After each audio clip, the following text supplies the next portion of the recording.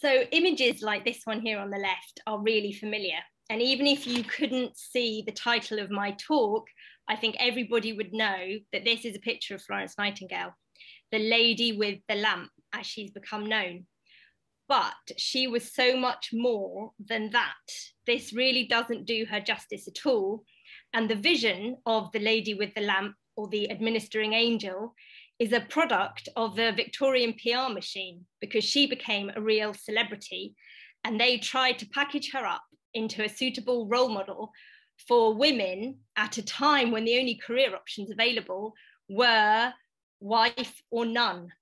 And that is a joke that I got from a horrible history sketch, which is well worth checking out.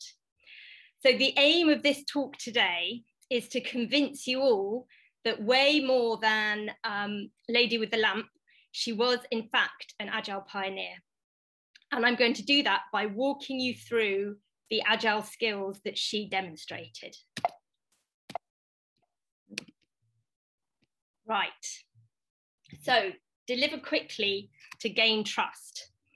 It was Mike Bracken who said the strategy is delivery in a blog post that he wrote while he was at GDS. And I think if Florence had been a blogger, she'd have probably written the same thing.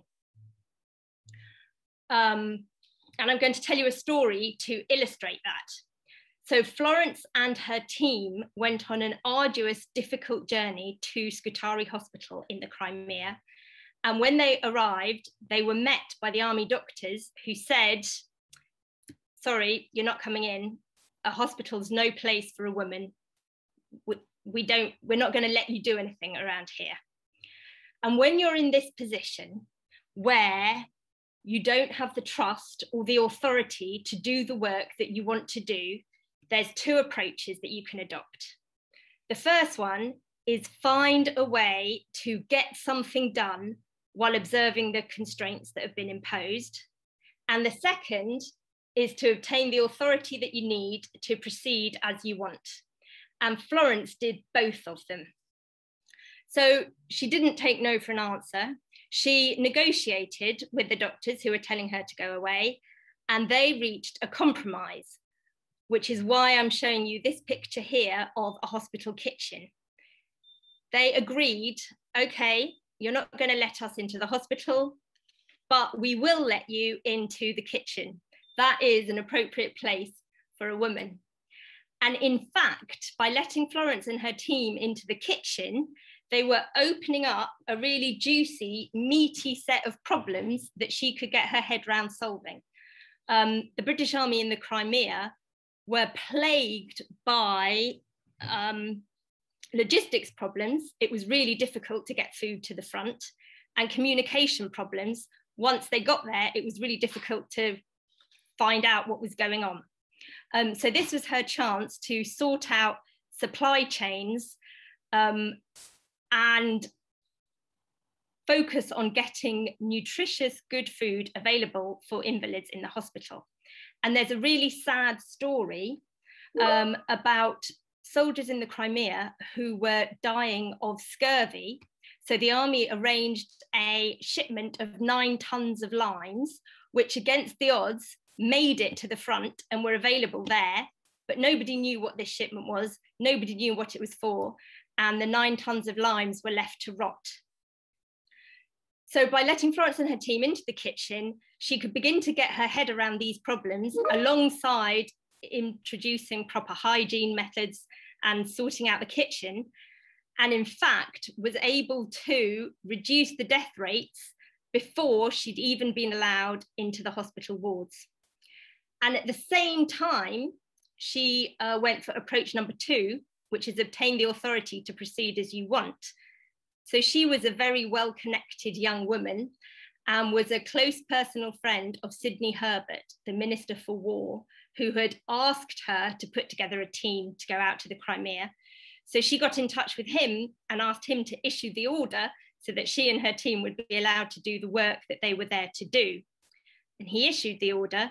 By the time it reached the hospital, they'd already observed the changes that she'd made in the kitchen and were much more likely, or felt much more able to trust her and believe that she could achieve similar results in the hospital. So when they were finally let in, this is the sort of vision that confronted them. And it looks pretty grim. One detail of this picture that stood out to me was this depiction of noxious fumes here on the left, which I can only imagine are coming from the open overflowing cesspits that were at the edge of each ward.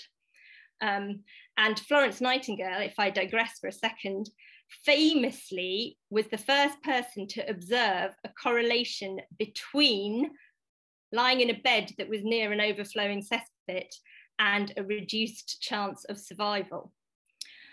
So what did she do when she was confronted with this vision? She used her second Agile skill, which is prioritize. So she chose the job to tackle that would have the biggest impact in the shortest amount of time. And the job that she chose for her and her team to do first, and this decision may have been influenced by the limited tools that they had available, was to remove all of the dead animals from Scutari Hospital. They found 24 of them, mostly dead cats and dogs, but one dead horse that was poisoning the water supply. And so just by doing this one quick win, top priority job, she could cut out deaths caused by drinking dirty water. And to give you a sense of the scope of her ambition and achievements, this is an image of a ward in the same hospital after it's been nightingaled. So way beyond removing, she's brought in clean sheets, there's a source of heating, the windows are open, there's fresh air, it's a completely different place.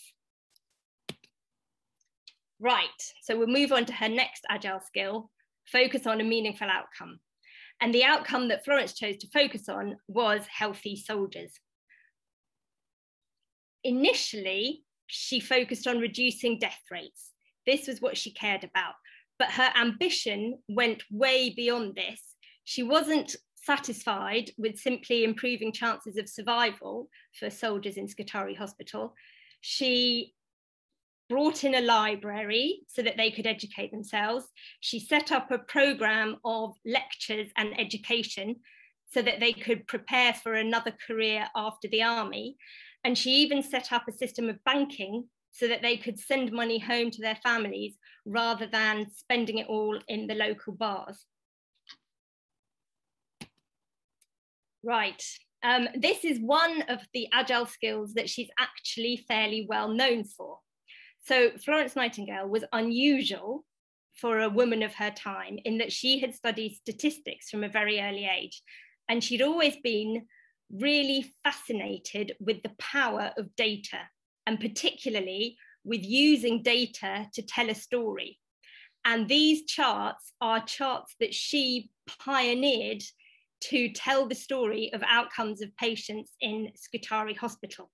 And in these diagrams, the blue area represents death from preventable deaths, she called them, deaths from diseases other than wounds incurred in battle. So things like scurvy, cholera, diseases picked up in the hospital. The red area represents deaths from battle wounds, and the black area represents deaths of unknown causes. And there's all sorts of stories that you could unpack in this data, but the one that interests me is that when Florence arrived, ooh, that was a mistake, deaths from preventable causes were not being tracked. They just didn't count. So they weren't even recorded. And she started recording those sorts of deaths so that she could focus on reducing them. Work in progress limits. So Florence understood the cost of context switching. And there's a story behind this quote. So news of her success in the Crimea broke in England, and she became quite a celebrity.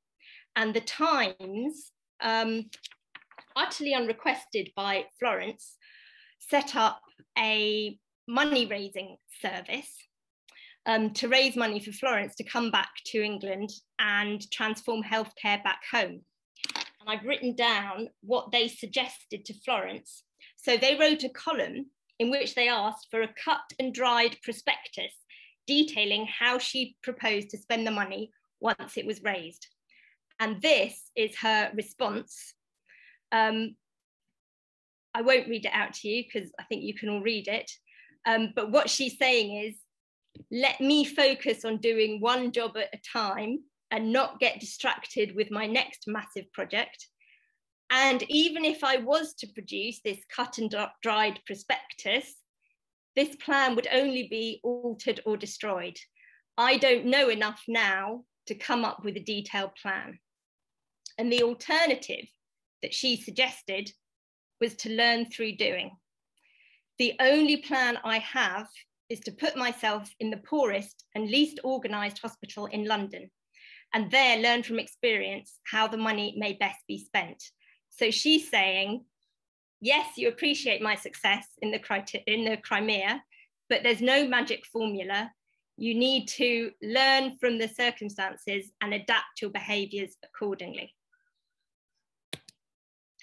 So to summarise, here is Florence Nightingale's Agile skill set: deliver value quickly to gain trust, prioritise, pick the jobs first that are going to have the most impact and that you have the ability to deliver quickly. Focus on a meaningful outcome, but be ambitious and iterate towards it. Use data to measure success and tell stories. Focus on one job at a time or limit your work in progress, and keep your planning to just enough so that you can change direction if you need to. And learn through doing. There's no magic formula. Thank you.